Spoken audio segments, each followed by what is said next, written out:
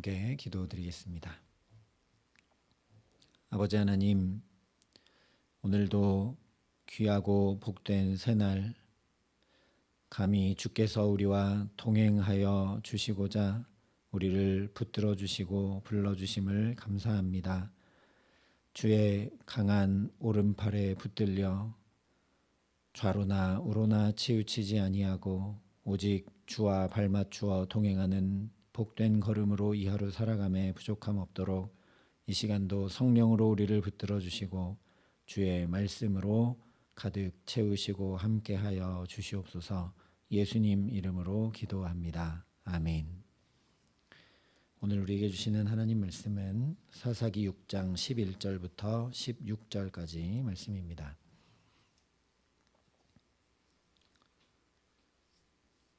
사사기 6장 11절부터 16절까지 말씀을 제가 봉독해 드리겠습니다. 하나님의 말씀입니다. 여호와의 사자가 아비에셀 사람 요아스에게 속한 오브라에 이르러 상수리 나무 아래에 앉으니라. 마침 요아스의 아들 기드온이 미디안 사람에게 알리지 아니하려 하여 밀을 포도주 틀에서 타작하더니 여호와의 사자가 기드온에게 나타나 이르되 큰 용사여 여호와께서 너와 함께 계시도다 하매 기드온이 그에게 대답하되 오 나의 주여 여호와께서 우리와 함께 계시면 어찌하여 이 모든 일이 우리에게 일어났나이까. 또 우리 조상들이 일찍이 우리에게 이르기를 여호와께서 우리를 애굽에서 올라오게 하신 것이 아니냐 한 그 모든 이적이 어디 있나이까. 이제 여호와께서 우리를 버리사 미디안의 손에 우리를 넘겨 주셨나이다 하니 여호와께서 그를 향하여 이르시되 너는 가서 이 너의 힘으로 이스라엘을 미디안의 손에서 구원하라. 내가 너를 보낸 것이 아니냐 하시니라. 그러나 기드온이 그에게 대답하되 오 주여 내가 무엇으로 이스라엘을 구원하리이까. 보소서 나의 집은 므낫세 중에 극히 약하고 나는 내 아버지 집에서 가장 작은 자이니이다 하니 여호와께서 그에게 이르시되 내가 반드시 너와 함께하리니 내가 미디안 사람 치기를 한 사람을 치듯 하리라 하시니라. 아멘. 사사기 6장은 기드온의 소명장이라고 할 수 있습니다. 기드온이 하나님께 부름받는 것을 우리에게 전해주고 있기 때문입니다. 그래서 하나님의 사람들이 부름받는 공통적인 요소들이 동일하게 나타나는 것을 보게 됩니다. 그 중에서도 특별히 하나님께서 함께 하신다는 약속이 오늘 기드온에게도 주어지고 있습니다. 모세도 하나님께서 부르실 때 친히 내가 반드시 너와 함께 있으리라 말씀해 주셨습니다. 모세가 죽은 후에 여호수아가 요단을 건너 약속의 땅으로 가라 부름을 받을 때도 강하고 담대하라 두려워하지 말며 놀라지 말라 내가 어디로 가든지 내 하나님 여호와가 너와 함께 하느니라 말씀해 주셨습니다. 오늘 기드온도 12절에 큰 용사여 여호와께서 너와 함께 하시도다 말씀하십니다. 그런데 이것은 그저 모세를 부르고 여호수아를 부르고 기드온을 부르셔서 하나님의 일을 행하시겠다라는 말씀이 아닙니다. 복음 중에 복음을 들려주신 놀라운 말씀이죠. 하나님이 우리와 함께 하시는 것보다 더 큰 복음이 없습니다. 왜냐? 하나님께서 우리를 구원하시고자 예수 그리스도를 우리 가운데로 보내시는 것에 대해서 이렇게 말씀해 주셨기 때문이죠. 보라 처녀가 잉태하여 아들을 낳을 것이요 그의 이름은 임마누엘이라 하리라 하셨으니 이를 번역한즉 하나님이 우리와 함께 계시다 함이라. 이보다 더 큰 복음은 없습니다. 그냥 단순히 생각해도 하나님이 나와 함께 하신다니, 감히 함께 할 수 없는 죄인된 나와 하나님이 함께 해주신다니 이보다 더 큰 복음은 없는 것이죠. 우리가 경험해야 알듯이 친구 따라 강남 간다는 말처럼 누구와 함께 하느냐가 우리 인생을 전혀 다른 인생으로 만들기 때문입니다. 그러니 지금 내가 누구와 함께하고 있는지 잘 보면 내 인생이 어떤 인생인지, 나는 어디에 관심을 두고 사는 사람인지, 결국 내 인생이 어떻게 될지 대체로 알 수 있습니다. 우리는 양들을 위해 자기 목숨을 버리시는 선한 목자이신 예수님과 함께하고 있으니 지금 내 눈에 보이는 삶이 어떠하든지 간에 반드시 푸른 초장 맑은 물가로 인도함 받게 되어 있습니다. 양의 입장에서는 지금 사망의 음침한 골짜기를 가는 것 같이 보일지 몰라도 물은 낮은 곳에 있으니 목자는 푸른 초장 맑은 물가로 가기 위해 양을 거기로 데리고 갈 수밖에 없는 거죠.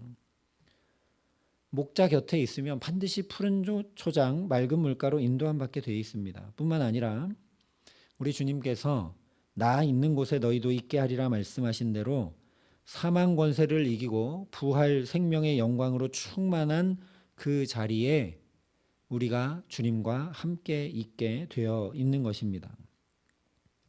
그런데 아무리 이 놀라운 복음을 들려주시며 푸른 초장 맑은 물가로 반드시 인도될 것을, 부활 생명의 충만한 그 자리에 주님과 함께 있게 될 것임을, 그리고 지금 여기 나와 하나님이 함께 해주신다고 아무리 이 놀라운 복음을 들려주셔도 대체 그것을 잘 알지 못하고 믿지 못하는 존재가 바로 우리들입니다.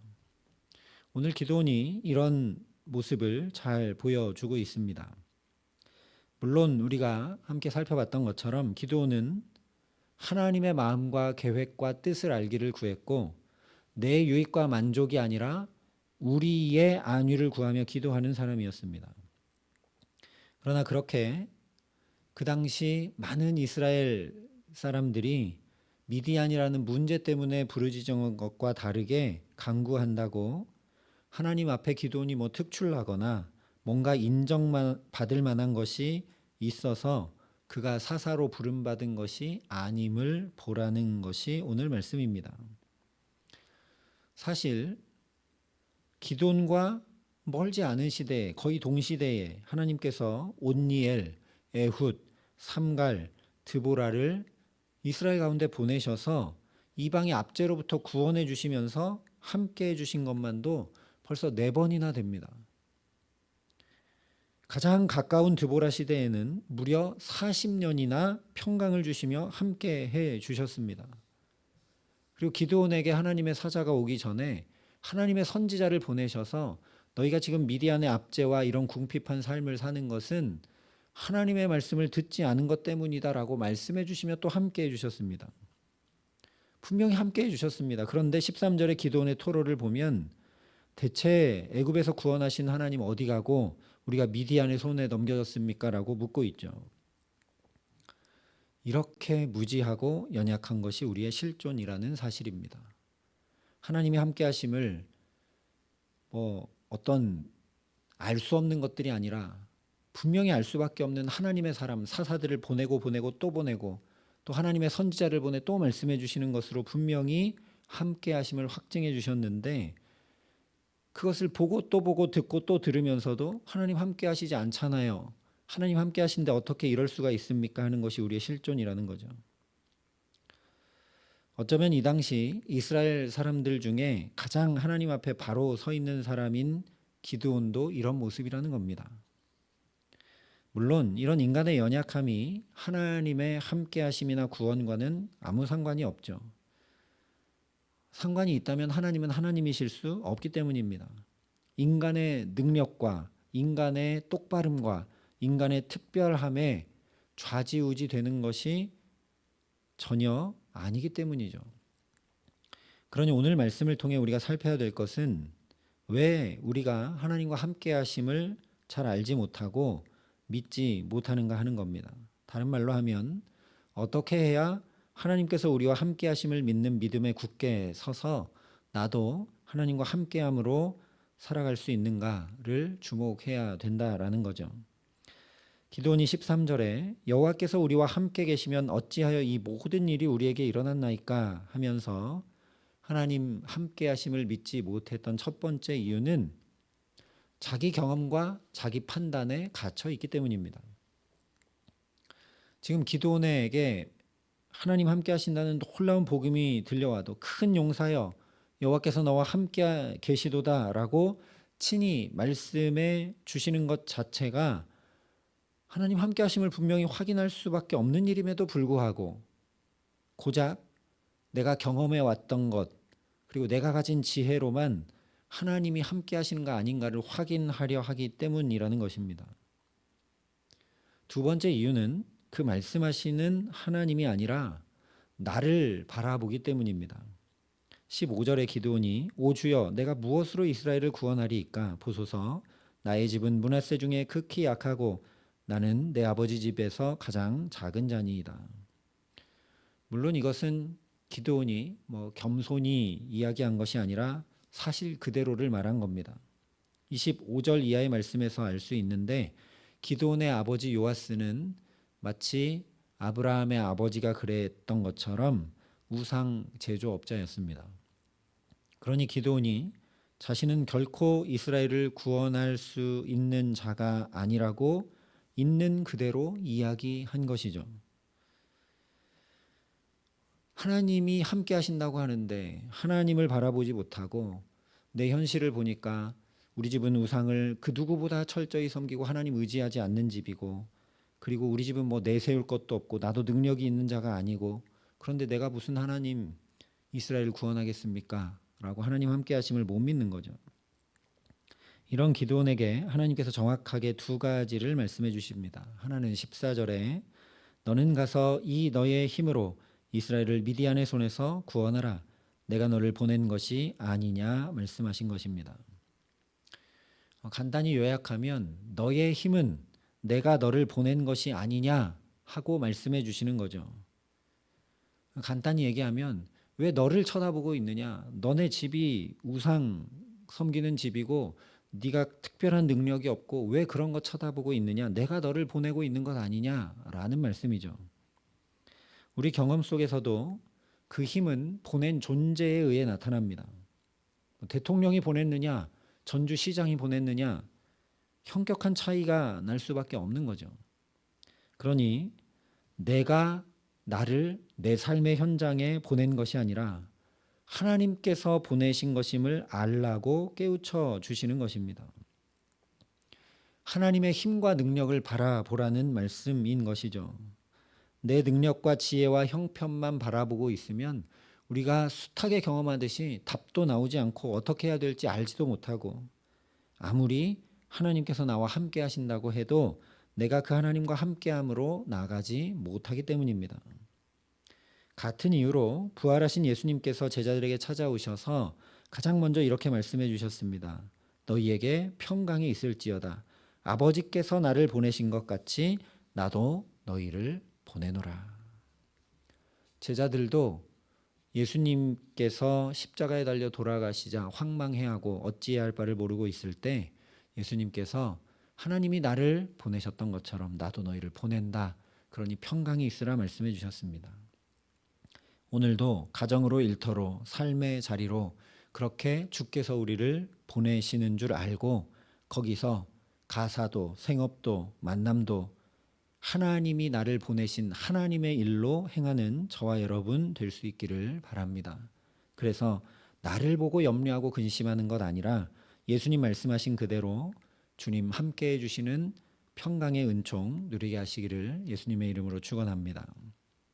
다른 하나는 16절에 내가 반드시 너와 함께 하리니 내가 미디안 사람 치기를 한 사람을 치듯 하리라 말씀해 주신 것입니다. 우리는 이 말씀 보면서 미디안 사람들을 크게 쳐서 물리칠 것이라는 것으로 하나님 함께 하심을 확인해 주는 것처럼 생각할 수 있는데 그런 것이 아니라 그 전에 내가 반드시 너와 함께 하리라 말씀해 주셨습니다. 12절 말씀과 하나 다를 바 없는 말씀인데 또 한 번 더 말씀해 주시는 것이죠. 우리가 이것을 주목해야 합니다. 우리는 하나님의 함께 하심을 어떤 일이 진행되어져 가고 내 능력으로 감당 안 되는 일이 그렇게 감당이 되어지고 기적이 일어나고 응답이 되고 우리가 경험하고 보고 듣고 알 수 있는 것들로 확인하려고 할 때가 참 많습니다. 그러나 하나님 우리와 함께 하십니까? 하나님 함께 하신다는 증거가 어디 있습니까? 라고 묻는 기드온에게 하나님은 내가 반드시 너와 함께 한다. 똑같은 말씀 한 번 더 반복하심으로 기드온에게 확인시켜주고 계십니다. 하나님께서 함께 하신다는 건 오직 주님의 말씀으로 확인해야 된다라는 거죠. 내 경험으로, 내 지혜로, 내 판단으로 그것 확인할 수 없는 것임을 하나님이 확증해 주고 계시는 것입니다. 다른 여러 가지 신학적 교리적 설명은 뒤로 한다고 해도 말씀이 육신이 되어 우리 가운데 거해 주신 분이 바로 우리 주 예수 그리스도이십니다. 그러니 내게 말씀이 들려오고 있다면 하나님과 함께하고 있는 것입니다. 반대로 내게 말씀이 들려오고 있지 않다면 하나님과 함께하고 있지 못한 것이죠. 아무리 놀라운 기적이 일어나고 문제가 없고 평안하고 심지어 응답이 오고 있어도 말씀이 들려오고 있지 않으면 나는 하나님과 함께하고 있지 않은 것입니다. 그것이 바로 드보라 이후 40년 태평성대를 누렸던 이스라엘의 모습이죠. 아무 문제가 없는데 이스라엘은 하나님과 함께하지 못합니다. 광야에서도 마찬가지죠.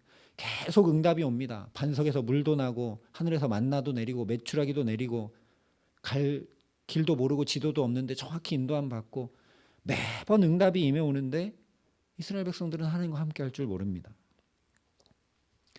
어떤 현상이나 어떤 응답에 하나님의 함께하심을 확인하려 하면 안 된다는 거죠.